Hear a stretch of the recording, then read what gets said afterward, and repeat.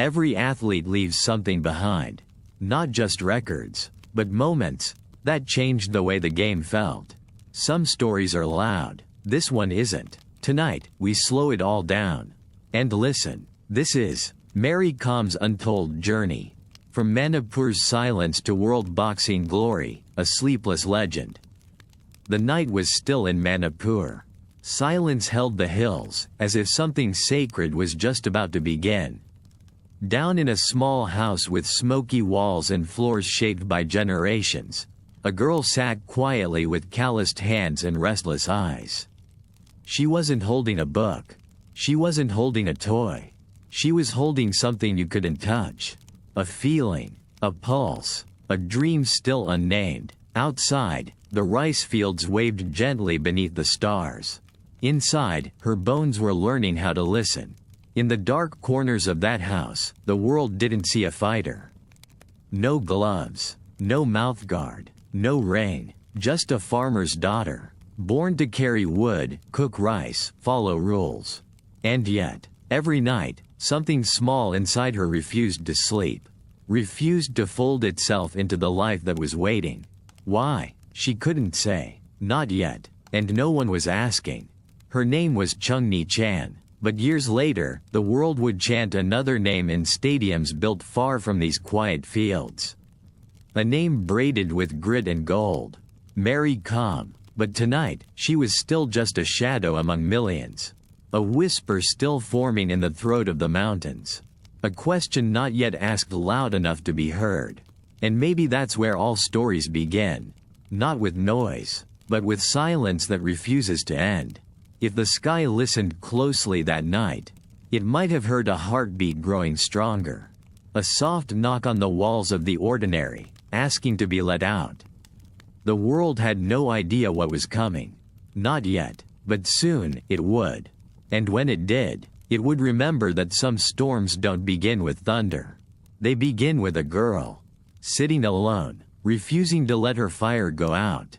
Nestled near Loktak Lake, where the water mirrors the slow-moving clouds and the air smells of wet earth and sun-warmed grass, lay a village that time didn't rush. Life moved as it always had, steady, honest, quiet. This was Mary's world. Her father cut wood in the early light, his hands worn like river stones. Her mother tended the rice, sleeves rolled to the elbow, hips swaying with the rhythm of work. They didn't talk much, not out of coldness, but contentment. The land spoke more than they needed to. In this soft order, Mary learned her first truths. Chop wood, boil water, sweep the earth yard before the chickens wake. Smile when spoken to, bow when corrected, but inside, something didn't quite fit. A tension, like a song playing just under the surface of every ordinary thing. She watched the boys climb the trees and scrape their knees, chase each other in competitions no one judged. She noticed how easily they laughed, and how her silences deepened. She wasn't rebellious. She was curious. Why was power only allowed to move one way? Why did the world seem already written for her, in letters she hadn't agreed to? She asked these questions without asking them aloud, because no one around her was waiting for those answers. Not in the village, not in her family. So she tucked the questions into her chest like seeds. And then, one humid morning, it changed. She saw him first from behind, a figure moving light on his feet, fists wrapped in cloth, each punch part of something larger, more focused. His body slipped between stances like he was listening to music no one else could hear. A boxer. She had never seen one before. Not in real life. Certainly not here. He wasn't teaching. He wasn't performing. He was just training, maybe for himself. Maybe for nothing. But in those motions, jabs, duck, pivot, uppercut, Mary saw possibility where there had only been repetition. Something knotted inside her began to loosen. She didn't speak to him. Barely even looked long enough. But it was enough. Enough for the questions to press closer to the surface. Enough for the air around her to change its weight. Later that night, her hands moved without thinking. Mimicking what she'd seen. A shift of the foot. A twist of the shoulder. A clenched fist rising just high enough to surprise her, not with its strength, but with how natural it felt. She wasn't thinking of victory, or belts, or crowds. She was thinking how right it felt to move that way. How it sang in her bones where silence used to be. There was no one to tell. So she told herself, I saw it. I felt it. That is enough for now. And under the same stars that had cradled her every night of her life, a new part of her was waking. Still voiceless, still invisible, but no longer asleep. It wasn't lightning. It wasn't a loud, cinematic moment. The spark came quietly. A tightening of her chest when she passed the old gymnasium. A flutter in her stomach when boys drifted by, hands bandaged, lips split, eyes proud. She watched them when they didn't know she was watching. Their movements rough, unsubtle, but full of intent. She wasn't drawn to violence. She was drawn to control. To the way they owned their space, their fear, their future, even just for a moment. In school, she sat invisible. Bright, but quiet. Good, but not good enough to be chosen for anything that really mattered. In that ring, the boys chose themselves. Could she? There weren't many girls around her who asked. There weren't answers even if they had. Boxing wasn't for girls. It wasn't even for most boys. It was too brutal, too bold, too loud. Mary wasn't any of those things. But something inside her was. One evening, after chores, she waited until her neighborhood thinned out. Shadows lengthening, dinner smoke curling across rooftops. She wrapped her fists with cloth torn from an old shawl. Not tight, just enough to feel different. Different was good. She stood in front of a crooked mirror. Raised her guard. Lowered it. Raised it again. It was terrible. But it was hers. Every night, she practiced silently. Soft jabs. Short hooks. Quick slips. Imagined opponents. There were no gloves. No rain. No cheers. But with each motion, a world opened. One where she wasn't small, wasn't obedient, wasn't invisible. And every bruise that bloomed felt like an answer. The children laughed when she said the word, boxing. They mocked, shrugged, echoed what they'd heard at home. Girls don't fight. Girls don't sweat. Girls don't win. But laughter, she noticed, was just noise. It passed quickly. It couldn't match the feeling in her chest when she landed a punch against the air that felt better than applause. She built a routine out of sight. Fetch water. Help with dinner. Wait for the lights to dim. Then, movement. Shadows on the wall that didn't look like anyone else's. Hands carving purpose from stillness. She didn't need permission, because no one had thought to deny her yet. And in that narrow margin of oversight, a fighter began to bloom. One slow punch at a time. They didn't know. Each morning, her parents believed she was heading to school.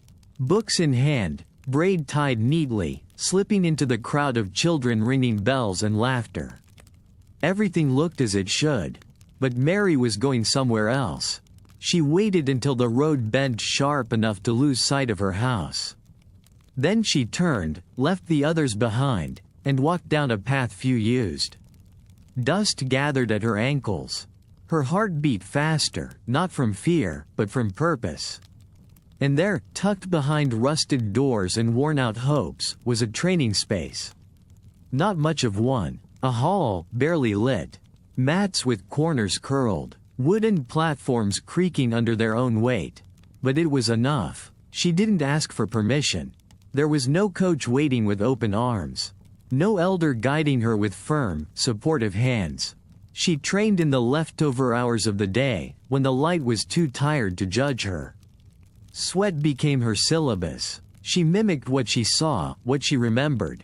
Footwork first. Balance. Breathing. Then the fists. It wasn't elegant. Her punches missed more than they landed, on bags barely hanging on shadows that didn't flinch.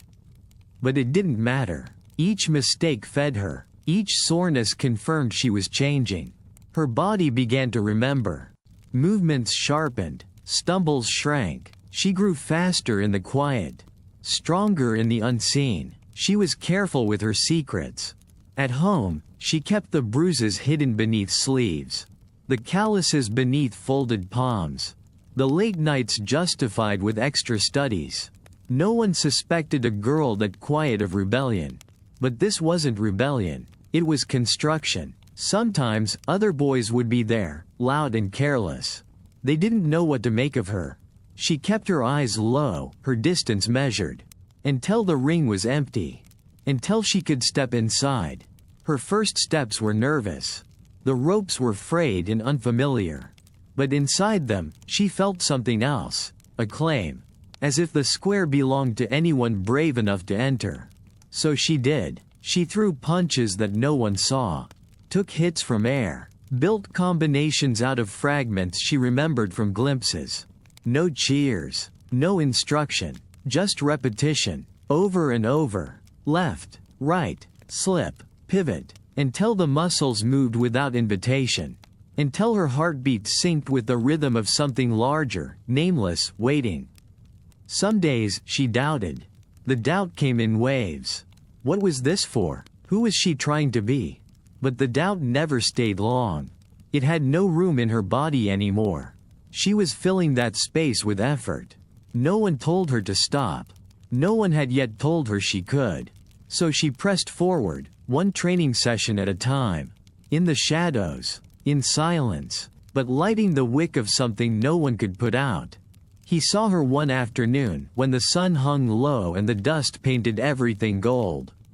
She was alone in the corner of the training hall, fists wrapped in cloth that had frayed at the edges, moving like someone testing a language she'd only taught herself in silence. Coach Narjit Singh didn't call out to her. Not at first. He watched the way her feet shifted, not fast, but precise. The way her punches weren't strong yet, but timed. The way she held herself in that broken ring, not as a visitor, but like someone who'd built it plank by plank in her mind. She noticed him eventually, a flicker in her periphery. She paused, hands still midair, unsure whether to apologize or explain. But he didn't seem angry. Only curious. You train here every day? She looked down, nodded. Who taught you? Her voice was quiet. No one. He was silent for a moment, as if weighing something that couldn't quite be seen. You punch like someone who listens. She didn't know what that meant. But he meant it. He handed her a pair of gloves, old, worn, but clean. She took them with both hands, not out of gratitude, but reverence. Like they might slip through her fingers if she didn't hold still. Let's see what you can do, he said. She stepped into the ring like she always had. But this time, someone was watching. He didn't correct her harshly. He asked questions. Where's your balance? Where's your breath? Why that punch now? She didn't always answer out loud. But her body adjusted, slowly. She was used to learning alone. Now, she was learning out loud. With her lungs, her feet, her fists. He didn't care that she was a girl. Or maybe he did, but not in the way others did.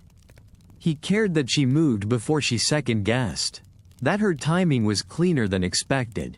That beneath the softness of her manner, there was something mineral and unshakable. Not arrogance. Conviction. In the days that followed, he asked her name. She told him both. Chungni Chan, she said first, the way her family did. Mary, she added, because the world had made it easier to carry. He didn't ask which name she preferred. He nodded, as if both were true. As if both belonged in the ring. Word spread slowly. The quiet girl, the farmer's daughter, she had a coach now. She had gloves that looked like they had a purpose. Not everyone approved. Some smirked. Some sighed. Some said nothing, pretending not to notice what was changing. But Mary noticed. Because now, she wasn't training only in shadows. She was being seen. And with each session, each correction and nod of approval, she began to feel something she hadn't dared to before. Not talent, not destiny, but direction. And slowly, her fists began to speak. The rope pressed rough against her palms as she slipped through, heart louder than breath, feet unsure but wanting. Inside, everything felt too bright. The mat beneath her feet held the sweat of others, and the walls echoed with breaths too heavy for her frame. But she didn't back out. Across from her stood a boy. Older, taller, already familiar with the rituals of the ring. He smirked, not cruelly, just confidently, the way someone does when they believe they already know how this will end. Mary didn't smirk back. She lifted her gloves the way Coach had shown her, thumb in, elbow down, eyes forward. Her stance was stiff but solid. The crowd, small and distant, barely took notice. A training match, nothing more, but to her, it was everything. They circled. She watched his feet more than his face. The way they shifted weight. The ankles, always ready. The rhythm, hard to catch until it was close enough to hit. He threw the first punch. Light, test-like. She didn't flinch. She ducked, just deep enough, and felt the air skim past her cheek. Then came the second. This time, she responded. A jab, not strong, but fast. Enough to touch his mouthguard. Enough to make him blink. It startled her more than him. But behind the surprise was something else. Delight. Not the winning, just that it had worked. That everything she had practiced alone, in dust and silence, still lived in her limbs. He stepped in more seriously now. Their gloves clashed in awkward bursts, glancing blows, missteps, and twice, her breath caught too high in her throat. But she never turned her back. Each miss taught her. Each movement became memory. She didn't win. There wasn't even a verdict. But afterward, the boy, no longer smirking, nodded once before stepping out. Mary stood alone in the ring. Her knuckles ached. Her legs shook. But inside, something steadied. She had entered a space the world said wasn't hers. She hadn't asked. She just walked in. And now, no matter how many matches lay ahead, how many names would rise before her, she would always remember this. The first time she stepped through the ropes. The first time doubt stayed outside. The first time the ring felt like a home. Her mother found the gloves first. Hidden at the bottom of a tin trunk, beneath her winter shawl and schoolbooks she no longer read. They were worn soft with sweat. They smelled of dust and quiet vows. Her mother held them like something poisonous. That evening, silence sat at the table heavier than rice. Her father didn't look up. Her mother spoke with her eyes, filling the room with a tension Mary had only known once before, during the monsoons, when the roof threatened to give way. "This is what you've been doing?" She nodded. "You think this is for girls?" She said nothing, and then, the line she never forgot, "Your face will be ruined." "Who will marry you?" Mary looked down. She didn't know how to explain that every time she stepped into the ring, her face felt truer. That under the bruises, she was finding something her village didn't know how to name. Instead, she simply said, "I want to box." Her mother wept, quietly, like someone mourning a dream that had never been spoken aloud but had always been there, of a daughter who followed the path, married well, did no more and no less than expected. That dream was breaking. Her father didn't cry. He only chewed slowly, then paused. "You'll get hurt." Mary nodded. "But I train," she said. "I learn." He still didn't look at her. But he said nothing more. That night, her gloves stayed on the table long after the dishes were cleared. No one touched them. But in the morning, they were gone from the table. Back in her trunk, folded under her shawl as before. Her mother said nothing. Her father handed her a boiled egg with breakfast, as if saying, "Strength matters now." And silently, permission was given in the only way her family knew how. Not with speech, but with survival. Mary returned to the ring the next day, her body lighter even though the world was not. She hit the bag harder. Stepped sharper. She wasn't fighting against her family anymore. She was fighting as someone who had been seen, if only for a moment, and not stopped. One win, then two. They started small, district bouts, where the crowds barely filled a row of benches. A ribbon instead of a trophy, a certificate instead of a nameplate. But Mary took them all in silence. Every opponent sharpened her. Every loss deepened her. Every win moved her forward. Local became state. State became national. Her fists spoke more fluently than her mouth ever had. By the time people started noticing, she had already learned how to answer questions with her jab. Whispers floated through coaching halls and federations. Have you seen that girl from the Northeast? The one with the wiry frame and eyes that don't blink? They couldn't say her name quite right, but they kept saying it. Soon, boxes on forms that had once rejected her opened again. Invites came, official letters with emblems and seals, signed by people she'd never met. She didn't say much when she read them, but her heart, trained by now to keep steady, beat faster. In 2001, her boots touched U.S. soil for the first time. She had never flown, never left the country. She spoke no English, had never ordered from a menu, used a hotel elevator, laced gloves under fluorescent lights brighter than her village had ever known. But in the locker room, she inhaled deeply. Smells of menthol rub, liniment, and nerves that didn't care about nationality. Her opponent was taller, older, from a country whose name she could barely pronounce. But fear had left Mary several fights ago. The ring was the only place she didn't have to explain herself. 3 rounds. 3 attempts to show the world what her silence had been building toward. She fought with precision, not aggression. Timing, not brute strength. And when the final bell rang, she didn't know what to expect. They called her name for bronze. Not gold, but not nothing, not invisible. On the podium, the flag didn't rise to the top. But Mary stood taller than she ever had before. She didn't smile for the cameras. She didn't wave to the crowd. She just stood still. Hands behind her back, metal cool against her chest. A girl who had trained in shadows, now lit from every side. It was the beginning of the world learning to pronounce her name. Mary calm, softly, then louder. With awe, and then with expectation. Back in India, the whispers grew louder. A girl, our girl, had fought the world. And hadn't bowed, not once. She came back with quiet fury. The bronze in 2001 had not discouraged her. It had clarified her, showed her what was missing. What needed to sharpen, tighten, shift. So she trained harder. Not louder, just deeper. She ran longer before dawn, sparred with heavier partners, studied her own mistakes like a scholar. The kind of preparation that doesn't look like progress until suddenly, it is. Her family didn't understand every move she made, but they began to notice the stillness in her was changing, becoming the calm before something precise. 2002. Antalya, Turkey. Another world championship. The air was salted with expectation. She was no longer anonymous. Her name was beginning to mean something in certain corners of the boxing world.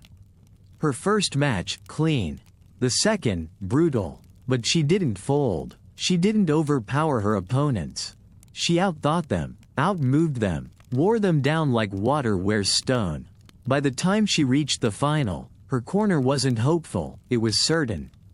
And then, gold. Her hands weren't raised with wild celebration. They rose like a flag, silently, with direction. She didn't cry, but something soft pressed against her eyes as the anthem played.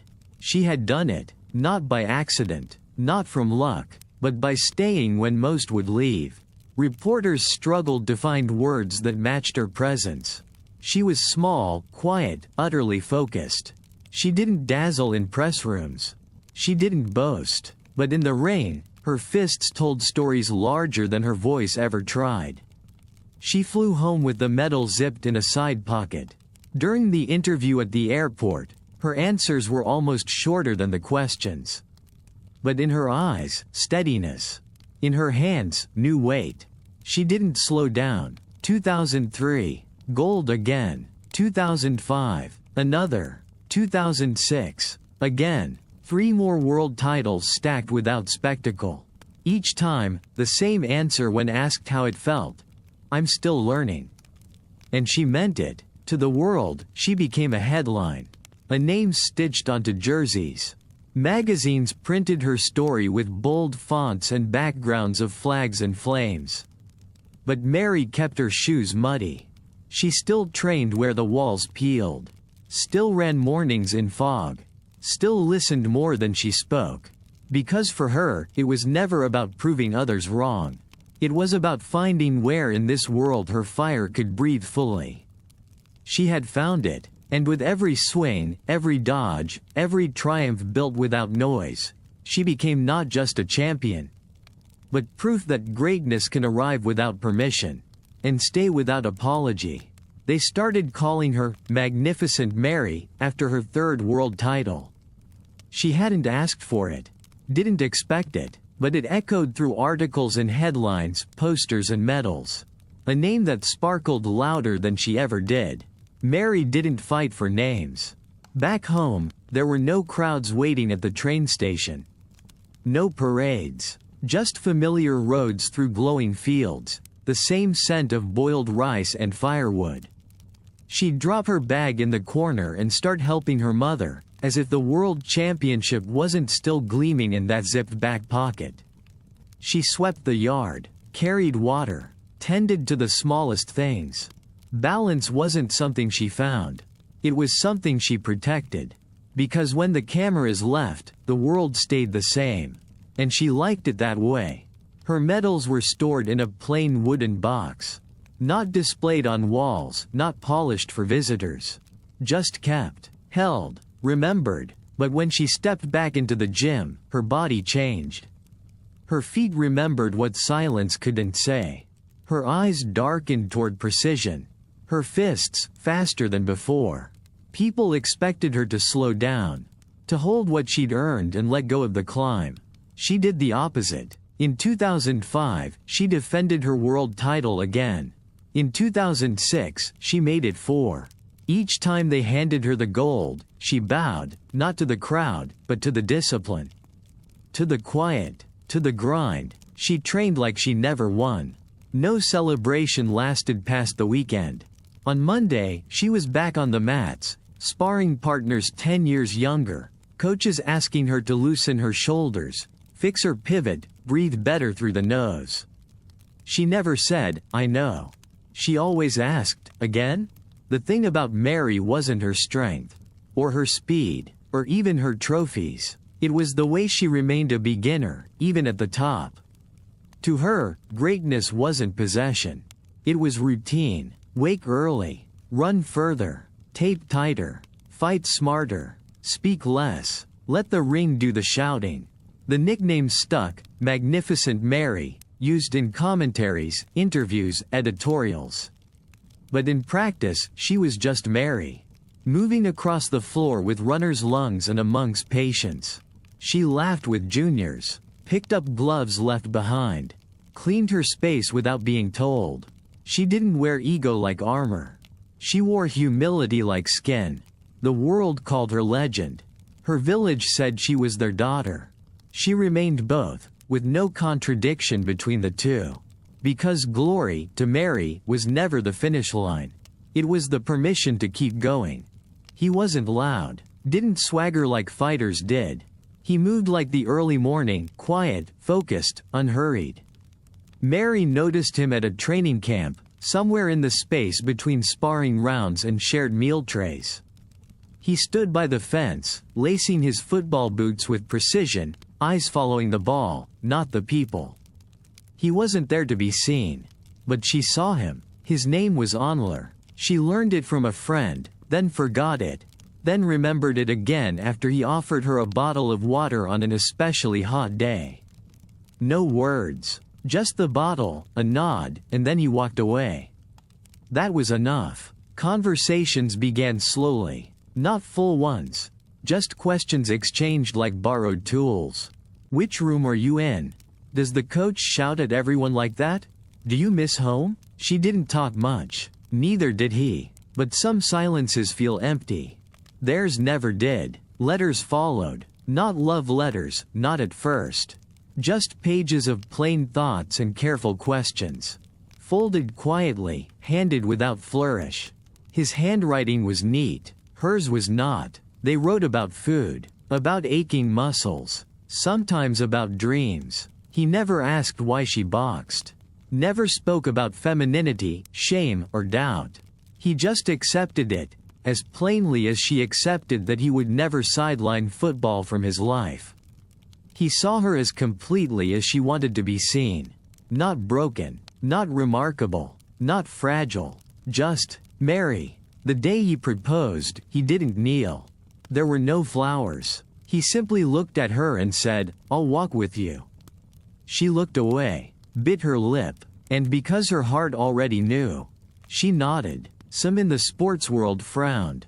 A husband? Now? Marriage, they said, ends momentum. Mary wasn't interested in their wisdom. She made no dramatic speeches.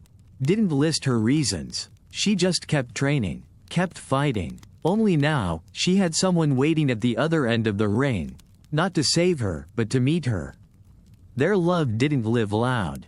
It lived in footsteps matched during early walks. In shared silence on bus rides to competitions.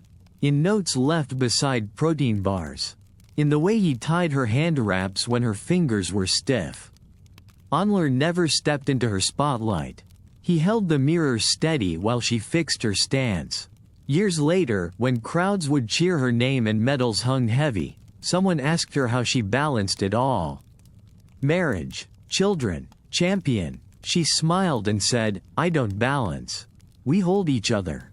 2008, a room not much different from the one she grew up in, small, warm with ordinary tasks, and Mary, sitting by a window, folding baby clothes.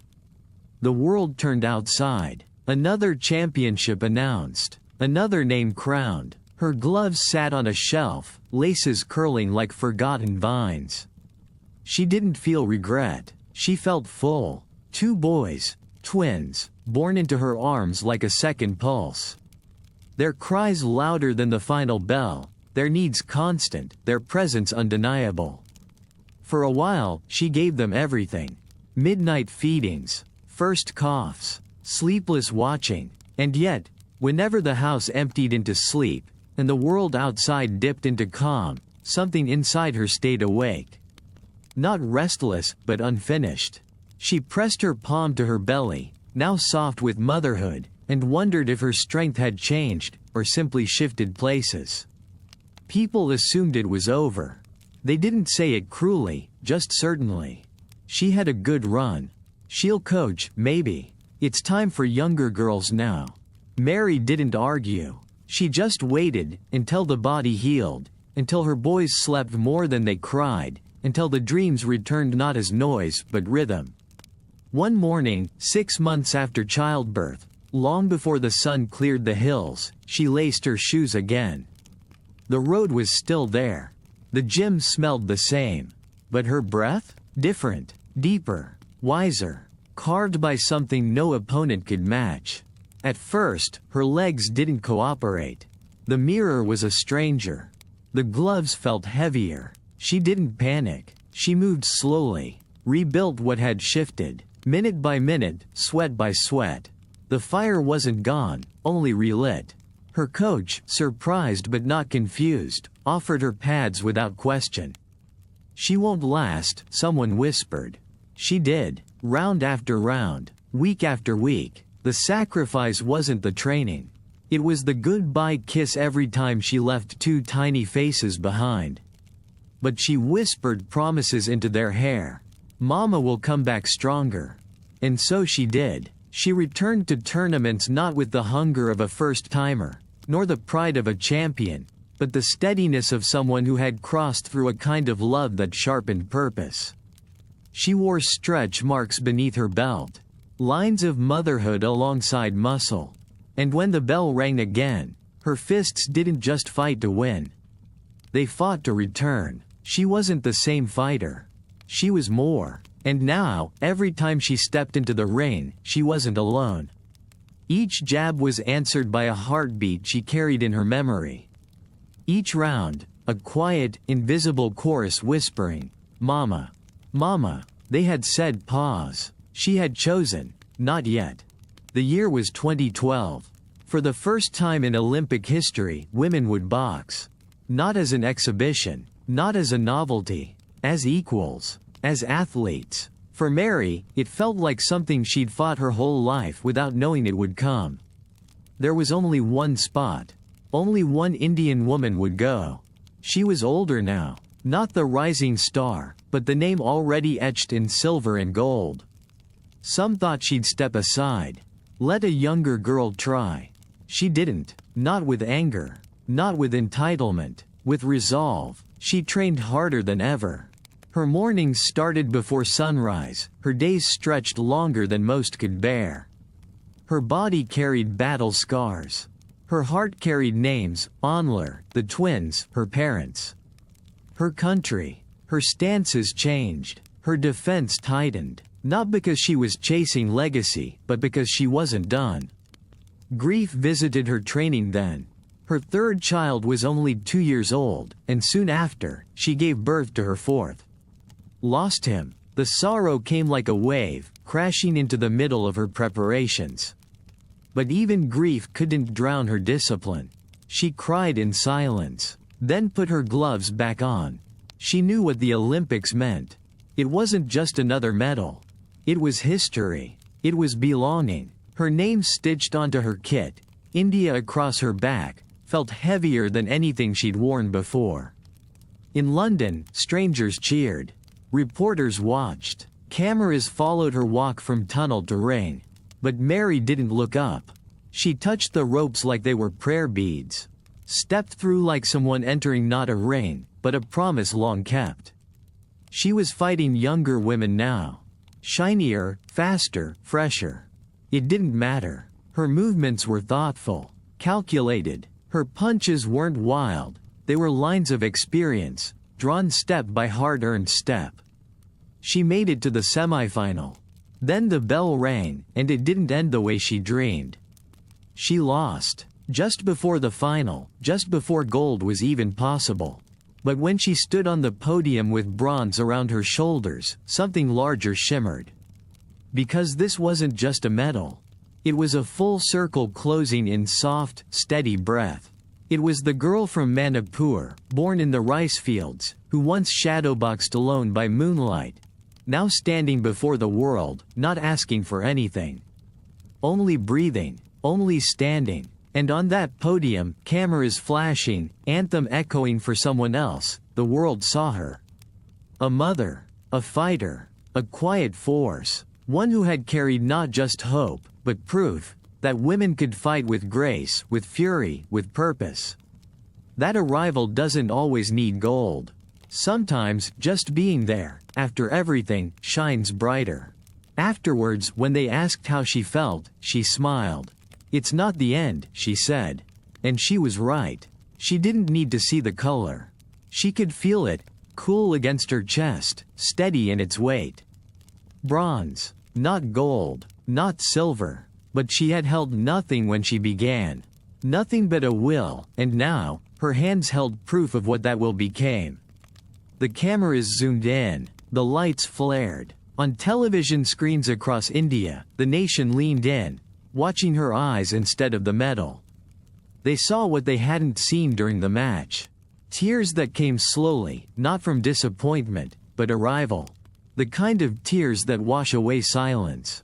Sweat. Sacrifice. Tears that don't fall because you lost, but because you're still here, after all odds asked you not to be. Reporters asked, "Are you happy?" She nodded. But happy felt too small a word. She had become a mother. Come back. Outboxed girls nearly a decade younger. Written her name across history using only discipline and breath. She had done what was never imagined for her. And now, the world knew. It didn't matter that the anthem didn't play for her. It didn't matter that her flag wasn't highest. What mattered was that for 9 minutes on the Olympic stage, her story could no longer be dismissed. Or mispronounced. Or forgotten. Because now it was part of something permanent. Back home, celebrations bloomed. In a village where electricity flickered, neighbors stayed up all night to hear her name on the radio. Children who once ran barefoot now punched at the shadows like she once had, dreaming bigger than their geography allowed. Somewhere in the hills of Manipur, a mother knelt at a shrine, lighting a candle with trembling thanks, not for the medal, but for the child who had never stopped believing. From her academy, young girls wrote postcards they didn't know where to send. Lines and lines meant for the woman who had chosen bravery over belonging. "Thank you," they wrote. "We can see the ring now." Mary didn't go home immediately. There were interviews, press meets, speeches where her voice stayed low, like always. But when she did return, past the motorcades and newspaper snapshots, she tucked the bronze medal into her wooden box beside the others. Not higher, not hidden, equal, because every win had its own sound. Bronze didn't clang like gold. It hummed, like memory, like a small voice whispering, "You did it." And she had. Again, even if just this once, the world was listening. Awards came like quiet rain. They didn't surprise her, not really. But each time someone called her name not for a match, but for a medal of honor, something inside her paused. Padma Shri, Rajiv Gandhi Khel Ratna, Padma Bhushan. She stood in crisp saris, hair tied back, posture straight not for stature but for respect. Beside her, dignitaries. Behind her, flags. In her hands, the certificate always crinkled a little, paper never quite able to contain a life like hers. She bowed, gently, smiled, softly. People clapped, took photos, quoted her in speeches. She didn't say much. These weren't finish lines. They were mile markers. At home, the awards were tucked into drawers, placed alongside report cards, baby shoes, love letters, forgotten coins. No glass shelves, no spotlights, just memory, laid quietly in the seams of daily life. Her sons played nearby, one building a paper robot, the other sketching animals with missing ears. They didn't ask about the awards, but they noticed how she tied her laces the same way every morning. How she left the house before daylight, returned with sweatbands stained and muscles humming. How she hugged them with arms made for battle but used for holding fragile things. Sometimes they'd run into her room and see the gloves, resting on a chair, dried salt on the leather. And they'd press their hands into them, small fingers trying to find space their own size. "Mama," one asked once, "were you scared?" Mary smiled. "Every time." "Why'd you keep going then?" She looked at him carefully, but not long. "So you'd never think you couldn't." In interviews, they asked her about retirement. About when she'd finally rest. About legacy. She shrugged. "I train. That's all." And it was true. Glory felt good, but not as good as movement. As rhythm. As knowing where her weight shifted and what her fists remembered. When she wasn't training, she taught young girls the grip. The tuck of the chin. The breath between dodges. Not just to win, but to return to themselves. She watched them transform, not quickly, but significantly. Some frightened, some fierce, all of them changed by the end of one season. They didn't care about the medals yet. They cared that she believed them into strength. That was the real award. Her husband, Onler, stayed as he always had, just beyond the spotlight, holding jackets, watching matches not as a fan, but as a witness. When asked how he felt about living with a legend, he laughed and said, "She still forgets where she put the grocery list." People called her icon, idol, inspiration, but at night, she still boiled lentils in an old steel pot. Still pressed uniforms, still whispered bedtime stories with voices she made up on the spot. She didn't see it as being extraordinary. She saw it as keeping promises. To herself, to the girls still fighting invisibly, to the daughters of farmers who dared to swing at air and call it hope. And to her boys, who now knew that strength had many shapes. She never wanted to be remembered as the strongest. Just as someone who never stopped showing up. She came home the way she always did, quietly, without announcement. The roads hadn't changed, still narrow, carved between hills that whispered the same ancient winds. The people waved a little longer now, but not out of awe, out of memory. They remembered the girl who used to race barefoot through these lanes. Who vanished for months and returned leaner, quieter, stronger. Over the years, they had learned her story the way one learns a song, first in murmurs, then with pride. She walked through the fields slow enough to let the scent of wet soil settle back into her. Past houses where windows opened just a little when she passed. Past children who stopped their game, eyes wide. Mama said you punch people. She smiled, bent slightly, said, only if they're standing in my way. They giggled. A boy mimicked a stance. A girl pretended through a jab. She saw herself in them, not the medals, not the fame. Just the questions, the quiet ones, the ones that ask, am I allowed to want more? In a small clearing near the edge of town, she stood before what looked like nothing, a strip of land, uneven, overgrown. But in her mind, it was already shaped. The roof came first, tin and modest, but steady. Then the walls, wooden frames filled by volunteers. An office with no glass. A ring made from the ground up. The Mary Com Regional Boxing Foundation wasn't large. But it didn't need to be. It breathed. Girls arrived in shy clusters, some still in braids, some with arms crossed in defense. Most had never worn gloves. Some had been told not to come. All of them were waiting for permission, a place, someone to believe them before they believed themselves. Mary gave them a home. She didn't shout. She demonstrated how to wrap wrists so they don't betray you. How to breathe through fear. How footwork can be louder than fists, if done right. She didn't promise titles. She promised effort. Some girls cried during early drills. She let them. Some boys showed up too, respectful, curious. She trained them alongside the rest, as long as they watched their ego at the door. She watched talent bloom unevenly. The strongest punchers weren't always the hungriest. The quietest ones, often the most precise. She offered them what the world rarely gave, space to try. To fail. To return. Each medal she'd earned taught them less than the way she listened to their questions. What if I lose? Then you learn. What if I win? Then you keep training. Few things moved her more than watching a girl take her first punch and not flinch. Not because she wanted the pain, but because she trusted her own resilience. Years passed, and so many came through her doors that she lost count. Some stayed, some left, some wrote letters from camps across the world. Some raised daughters of their own who now wore gloves too big for their hands. Manipur changed, slowly. The hills, once quiet witnesses, now echoed with breathwork and sparring shouts. Shadows danced under moonlight, small figures rehearsing punches in mirrorless rooms. A generation dreamed wider, not just of boxing, but of choice. And when people asked what legacy looked like, Mary didn't point to her belts. She pointed here, to the red earth scuffed by 1,000 footfalls. To the rope that carved the rain. To a girl with her fists raised, not yet great, but entirely possible.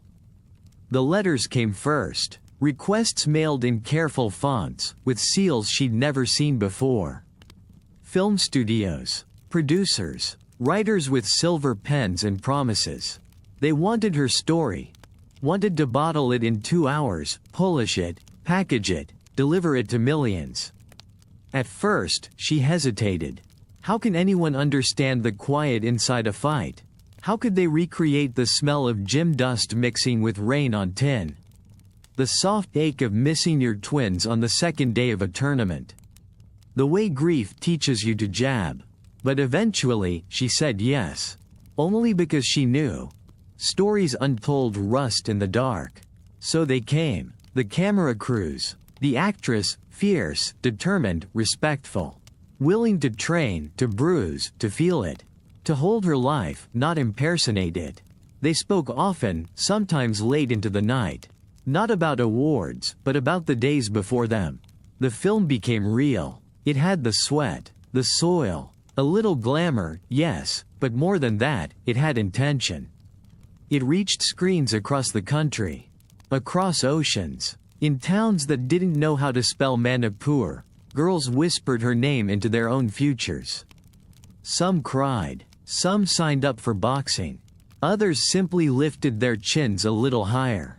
People began sending photos, little girls in makeshift gear, standing in front of mirrors, fists raised, eyes sharp. No captions needed. Her inbox filled with something stronger than praise, recognition. They saw her, not just the medals but the climb.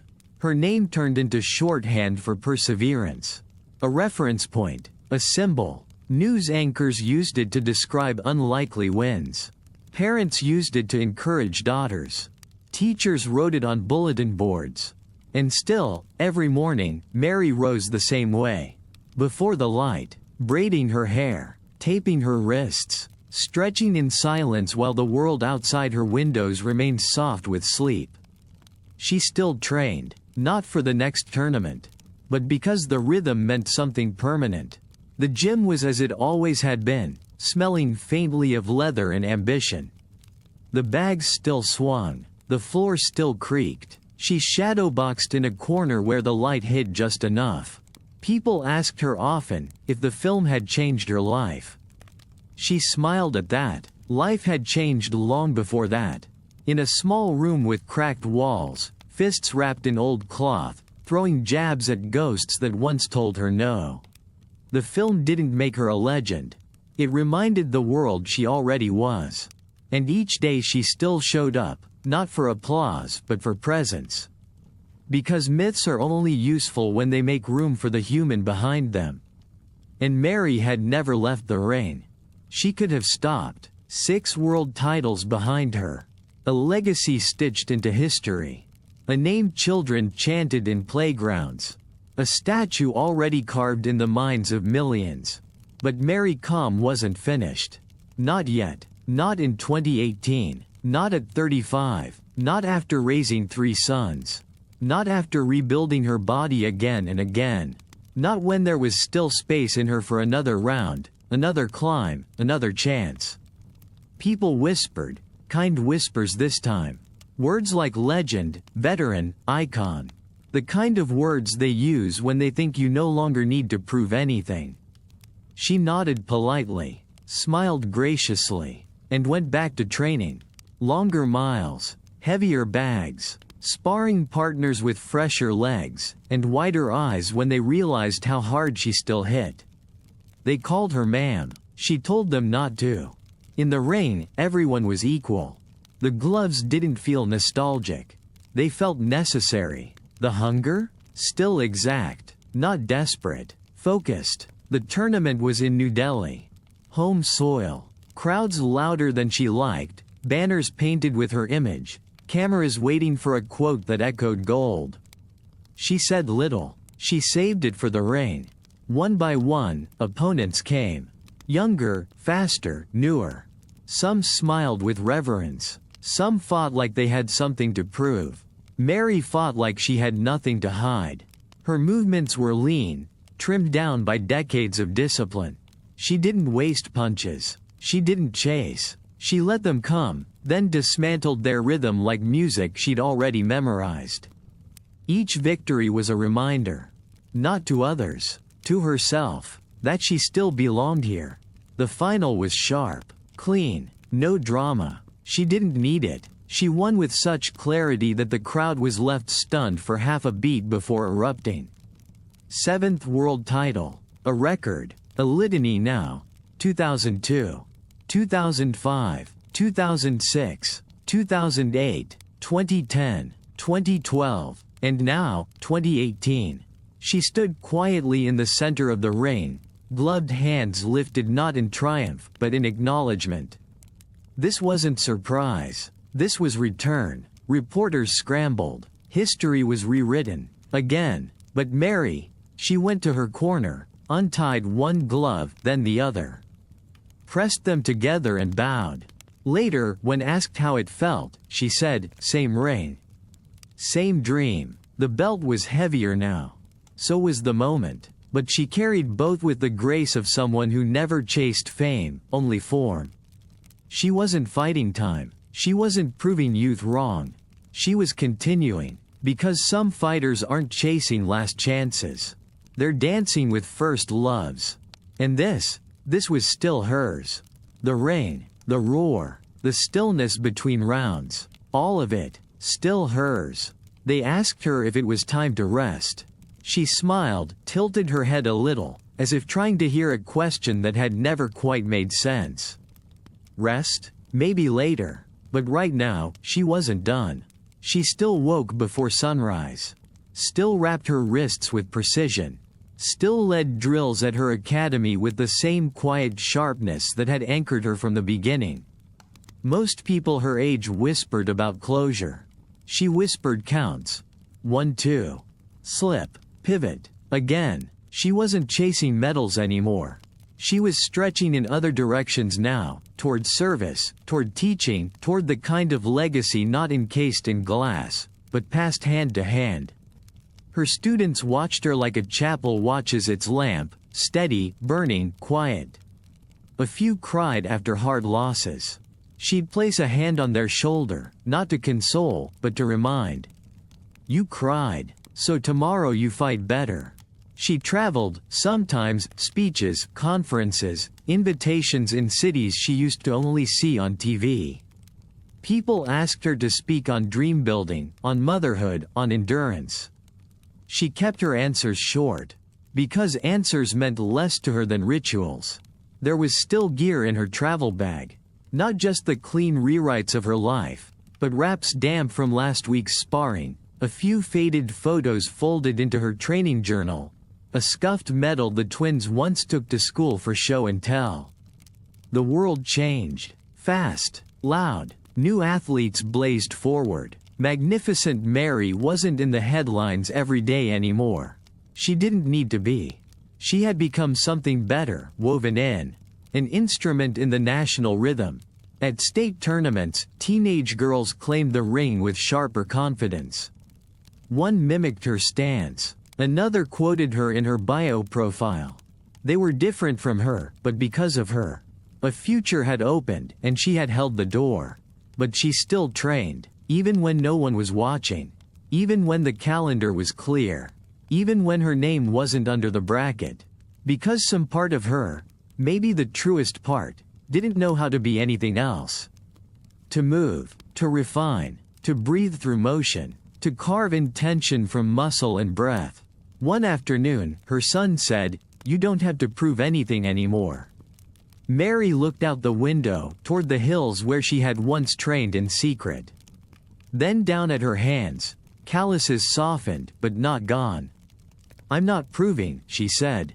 "I'm remembering." And still, each day she laced the gloves, her own, or the ones of a young girl afraid of her first match. She brought the same intention. Not to win, not to outshine, but to awaken, again, and again, because when silence gives you a name, you don't shout it from rooftops. You whisper it like prayer. And you wait for the echo. In the quiet of early morning, when most of the world still dreams, she laces her shoes. No crowd waits. No opponent stands across from her. No belt to defend, no tournament looming. And still, she runs. Through misted roads. Past shuttered shops. Beneath trees that remember her as a child. Her breath clouds the air, steady like a prayer. Her heartbeat, no longer rushed, but deliberate. Familiar. She is older now. The fire is not a flame anymore, it is a slow burn. Low. Constant. She no longer needs to prove anything. And yet, she still arrives. To the academy where laughter rings off the bags. Where girls with bruised shins and stubborn chins ask her how to dodge better. How to hit harder. How to believe, especially on the days when belief feels foreign. She shows them, not through speeches, but by being there. With her presence. With her story folded into the way she watches. The way she corrects a stance with 2 fingers and no judgment. They know she is Mary calm. They know her name the way they will someday know their own strength. Slowly, surely, at first with hesitation, and then with pride. She speaks less these days. Not because words fail her, but because she knows when to let silence hold the weight. The medals sleep in drawers. The photos yellow in corners. The world keeps asking what comes next. She smiles. Next is not always louder. Sometimes, it's gentler. A boy asking, "Were you really the best?" A girl whispering, "Can I?" And Mary, kneeling to their height, saying only, "Yes." She lives now in chapters made of lullabies and lunchboxes.